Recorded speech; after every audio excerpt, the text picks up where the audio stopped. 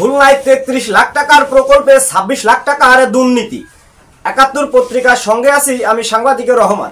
খুলনা পানি উন্নয়ন বোর্ডের ওয়ার্কশপে ৩৩ লাখ টাকার প্রকল্পে ২৬ লাখ টাকার অনিয়ম পেয়েছে দুর্নীতি দমন কমিশন দুদক। সম্প্রতি গত মঙ্গলবার ২১ জানুয়ারি দুপুরে খুলনার জোড়াগেট প্রতিষ্ঠানটিতে অভিযান চালায় দুদক।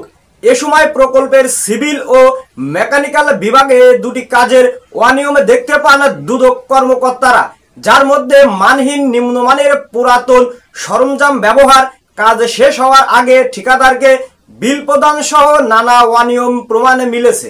এছাড়াও কর্তৃপক্ষের অনুমোদন ছাড়াই ওয়ার্কশপের ভিতরের পরিত্যক্ত গোডাউনের ইট প্রকল্পের কাজে ব্যবহার ও নিয়ম বহির্ভূতভাবে স্ক্র্যাপ মালামাল কালোবাজারে বিক্রি প্রস্তুতির প্রমাণ পেয়েছে দুদক।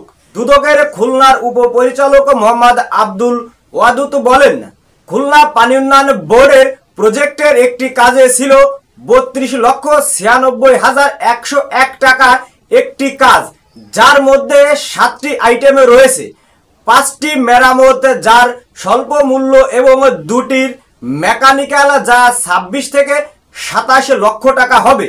আমরা সরজমিনে বিশেষজ্ঞ দিয়ে তদন্ত করে দেখেছি, মেকানিক্যালে যে ২টি কাজ রয়েছে তার মূল্য ২৬ থেকে ২৭ লক্ষ টাকা, তার কোনো কাজ পাওয়া যায়নি।